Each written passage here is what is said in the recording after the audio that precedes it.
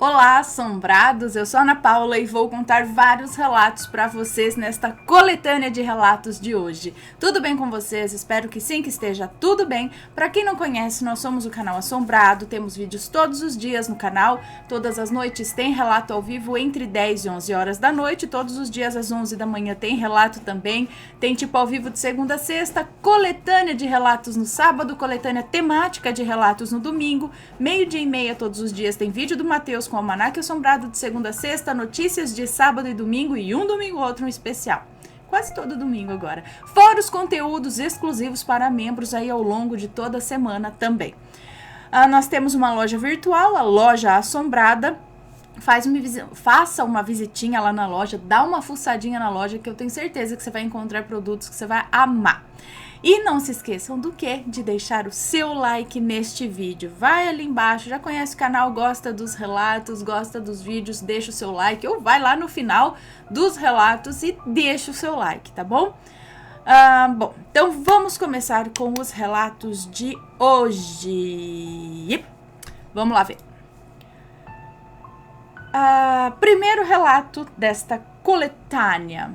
A bruxa ia levar a minha irmã. É uma moça que nos conta o relato. Aconteceu há mais de 50 anos, em Guarulhos, com os meus pais e uma das minhas irmãs. Nossa casa sempre foi meio sinistra e várias coisas estranhas já aconteceram por lá. Mas essa com certeza é uma das mais impressionantes. Morávamos em um bairro pouco habitado na época. As ruas não tinham asfalto e nem havia energia elétrica. Então minha mãe usava sempre luz de lampião. Eu ainda não era nascida e dormiam no mesmo quarto a minha mãe, o meu pai e duas das minhas irmãs mais velhas. Foi com a segunda mais velha que isso que aconteceu. Ela era um bebê de 6 meses. E a minha mãe, ela era a segunda mais velha ainda? Um bebê de 6 meses? Tá, mas é porque a outra... Tá, entendi.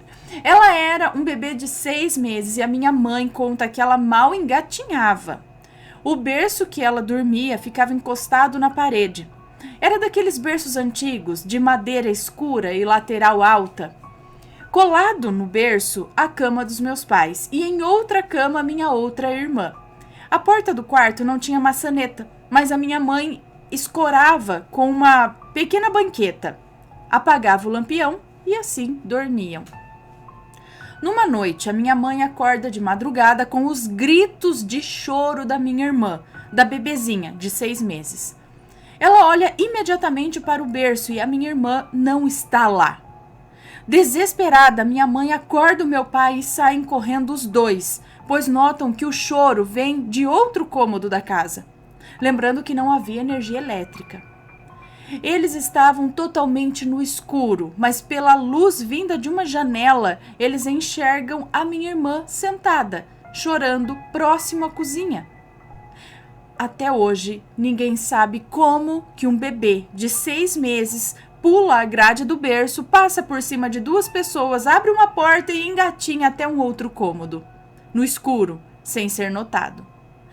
Essa história até hoje me causa arrepios. Minha avó, já falecida, dizia que isso aconteceu porque a minha irmã não era batizada e a bruxa ia levá-la.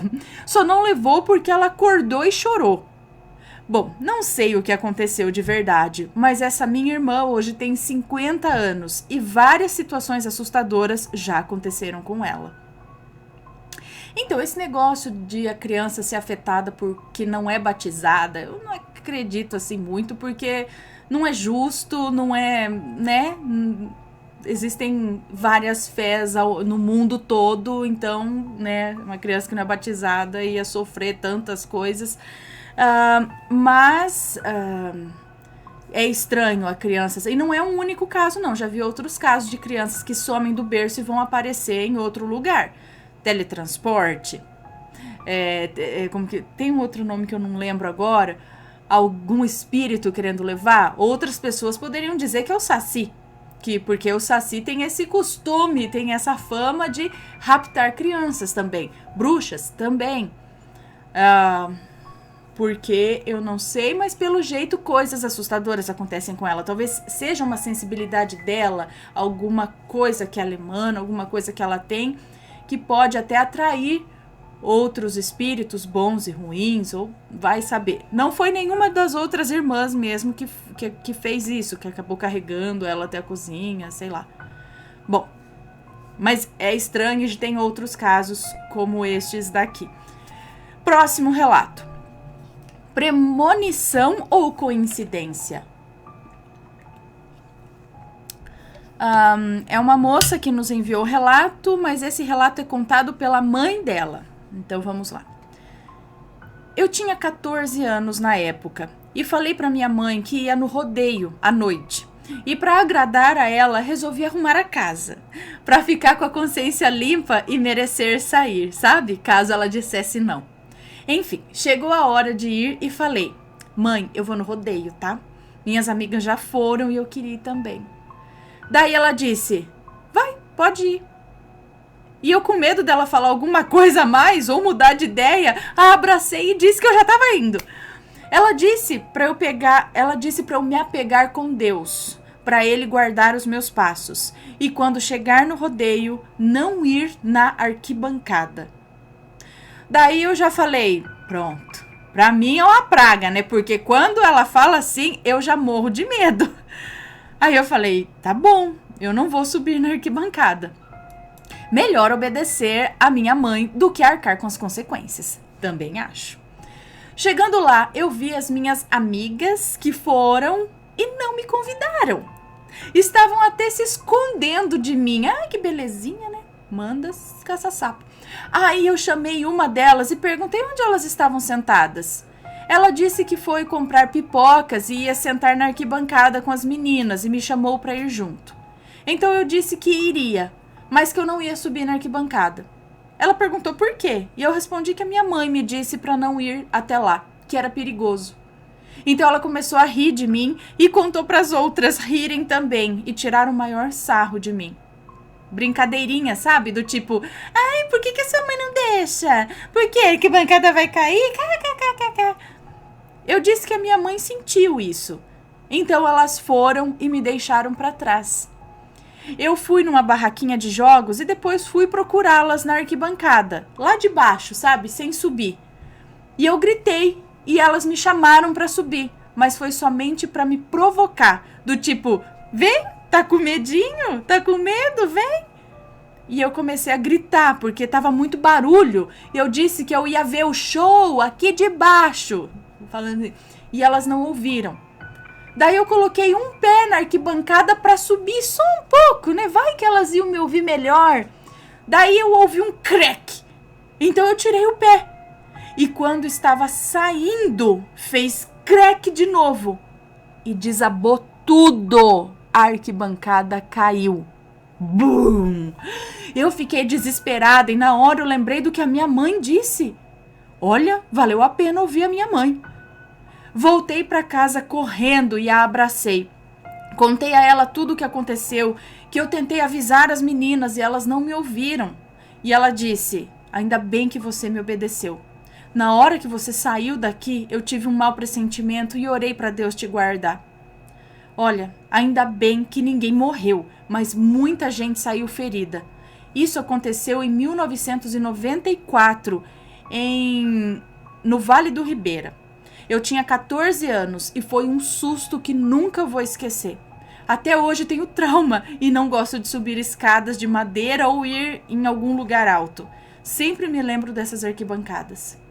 Olha só, isso daí é uma coisa assim, escute a sua mãe, escuta a intuição de mãe, escuta. Não vai na onda dessas amigas, dessas tiradinhas, sabe? Bom, próximo relato. O poder da inveja. É um moço que nos conta, ele tem 31 anos e é do Rio Grande do Sul. Mas isso aconteceu em Poá. Bom, eu trabalhava em uma empresa de call center. Era um dos responsáveis do local e cuidava de um número X de pessoas. Dentre essas pessoas tinha uma mulher que era um tanto quanto falante. Ela gostava de ser amiga de todo mundo, apesar de fazer a linha leva e traz, sabe? Contava da vida de um para o outro e vice-versa. Com o tempo, ninguém mais era muito amigo dela, por conhecer a sua postura. Mas ela parecia não ligar, continuava se achando a amiga, falando mal dos outros e por muitas vezes falava com um tom invejoso, sabe? Cada vez que via alguém com algo novo. Nesse dia, em específico, tínhamos uma espécie de treinamento.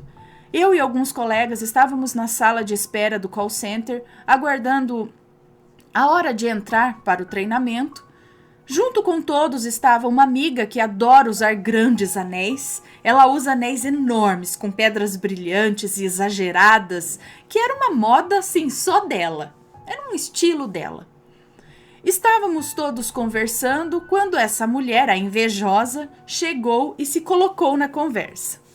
Em um determinado ponto, a minha amiga cruzou os braços, ficando com um anel novo, bem visível. Era um anel esculpido em pedra marrom, brilhante.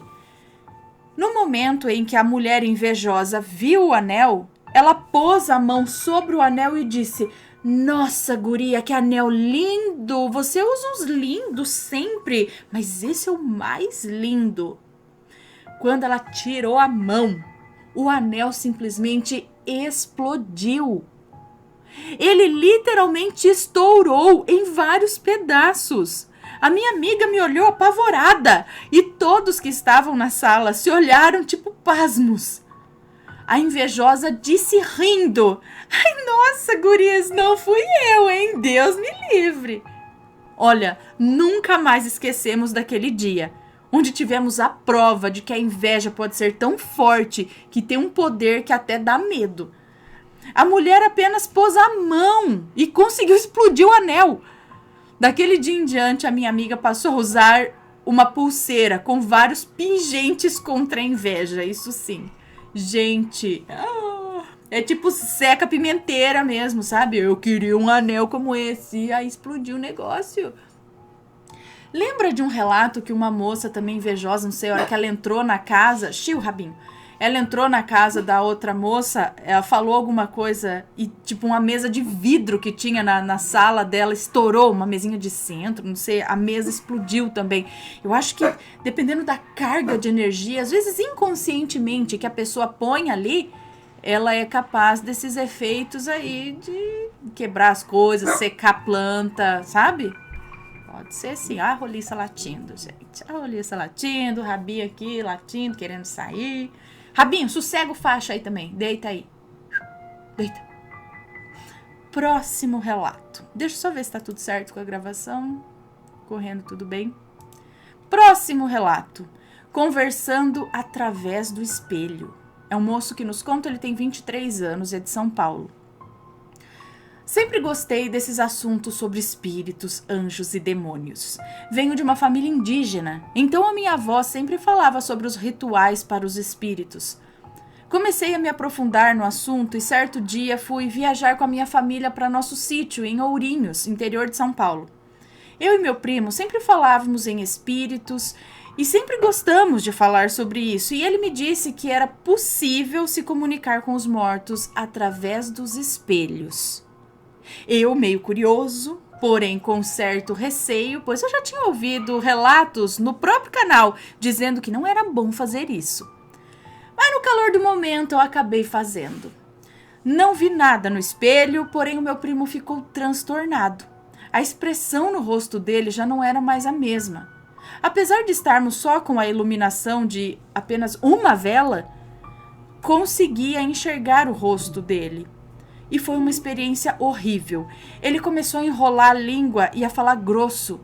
Foi tudo muito rápido, coisa de minuto. Mas na hora do medo, parecia que tinha sido assim uma eternidade. Quando ele ficou assim, eu não tive reação, eu apenas comecei a rezar. Eu não conseguia mover um músculo no meu corpo, enquanto meu primo ria em um tom muito maldoso. Ele falava umas coisas estranhas até que consegui levantar, acender a luz e parar com aquilo que começamos. No momento em que eu acendi a luz, o meu primo voltou ao normal. Ele não conseguia entender o que tinha acontecido, então eu contei e ele ficou muito assustado. Então aprendemos que com certo tipo de coisas não é bom mexer. Sim, qualquer tipo de evocação ou invocação que você vai fazer como brincadeira, se você não tem controle sobre aquilo, se você não sabe direito o que você está fazendo, não é brincadeira, não se deve fazer isso. Você não sabe o que vem, que consequência aquilo vai ter espiritualmente, às vezes psicologicamente. Você pode, mesmo você querendo fazer, vamos fazer, eu tô afim, eu não tenho medo, mas às vezes você pode ficar impressionado ou sugestionado com alguma coisa e psicologicamente aquilo pode te afetar. Então, é perigoso de diversas formas. Cada um é cada um tem um tipo de mente, um tipo de, né? E então, é perigoso. Próximo relato. Meu avô e o bode de fogo. É um moço que nos conta de Minas Gerais. Quem me contou esse relato, na verdade, foi o meu avô. Na época, ele era bem novo, cerca de 27 anos. Ia muito em festas na região, pois antigamente essas festas aconteciam quase sempre, e nessas festas as brigas não faltavam. Em algumas saía até morte. Tião. Meu avô, para ir até essas festas, pegava o cavalo, preparava-o para montar e saía pela estrada fora. Certo dia de festa, meu avô fez normalmente o percurso até esse local e ficou por lá algumas horas, até que finalmente uma briga começou. Ele, para ajudar um amigo, bateu em algumas pessoas até a polícia chegar. Até então, as festas não eram tão bem fiscalizadas como hoje em dia, né? Então, ele montou no cavalo e saiu em disparada para a fazenda. Estava tudo bem até um bode alto e com chifres grandes pular no meio da estrada, assustando meu avô e o cavalo, que parou de andar na hora. Meu avô jura que não sabe de onde aquele bode apareceu, pois o mato era baixo e não havia nada para impedir a visão dele. Meu avô imediatamente pegou o chicote que carregava e bateu no cavalo, tadinho, para que ele andasse logo, pois estava tarde. E ele estava com medo do bode também, acho, né? Mas o cavalo nem sequer saiu do lugar. O bode também não. Até que o bode foi em direção ao cavalo. Meu avô instantaneamente pegou o chicote e deu no bode, para espantá-lo. Porém, o bode apenas deu um pulo para trás e começou a encarar o meu avô. Ele ficou preparado para dar outra chicotada no animal. O bode, no entanto, foi ficando, aos olhos do meu avô, minúsculo. Olha, isso durou alguns segundos, até que se transformou em uma imensa bola de fogo. Peraí, o bode foi ficando pequeno, e aí ele virou uma bola de fogo. Pernilongo. É isso. Virou uma imensa bola de fogo. Essa bola rodeou o cavalo, fazendo-o desesperar e pular com o meu avô e tudo, que caiu. Porém, a bola de fogo permaneceu rodeando. E após uns 3 minutos, em choque, sem reação, o meu avô começou a desmaiar, começou a perder a consciência. Ele disse que a sua vista escureceu e ele começou a ficar com sono. A bola de fogo subiu em direção a uma grande serra próxima ali e desapareceu.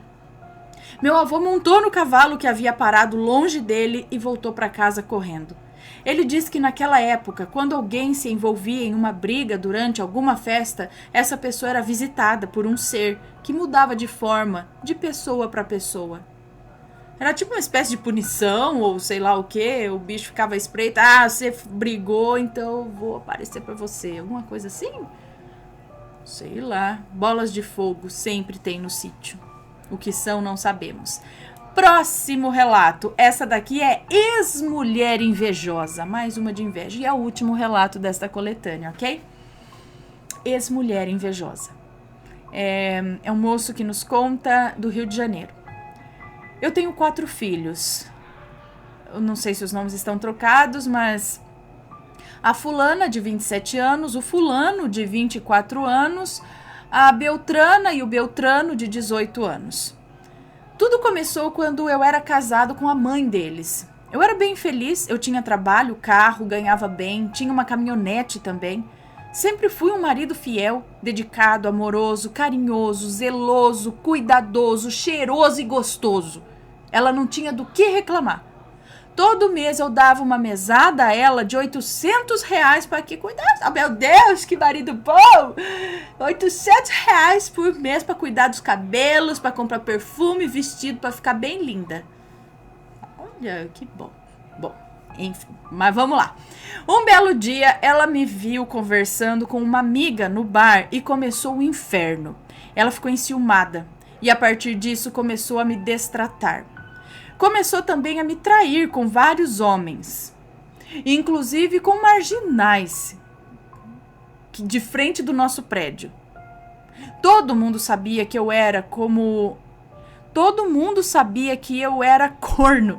E ela fazia questão de desfilar com os homens para lá e para cá, e isso me angustiava muito. Comecei a cair em depressão. Nesse tempo, ela entrou para uma religião que adora um ser que não é bom. Gente, que religião é essa? Lá, ela conheceu um rapaz bem novinho e começou a se relacionar com ele. Fui perdendo tudo e quando me vi sem nada, ela abandona os filhos comigo e foge com esse moço. Ela embiruteceu, ficou doida, né? Ela fez trabalhos para mim, foi me revelado isso em sonhos. A minha falecida mãe, em sonho, me mostrou ela no cemitério fazendo um trabalho para mim. Olha, hoje em dia eu não consigo emprego, minha casa está caindo aos pedaços, a minha filha mais velha bebe, fuma, sai todo final de semana e Deus sabe lá o que ela faz. A minha filha mais nova se relaciona com um homem casado e endinheirado, achando que é vida e vive na casa dos outros. Eu tô ficando maluco.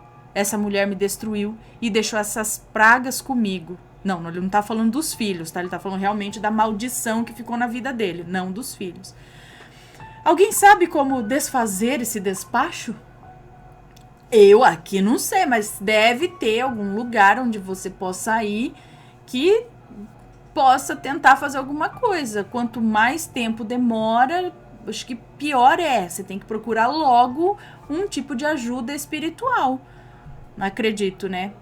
Isso foi feito, talvez você tenha que procurar alguma umbanda, candomblé, espiritual. Eu não sei o que você fica à vontade em procurar, né? Mas acredito que deve-se tentar, sim, em algum lugar para desfazer isso.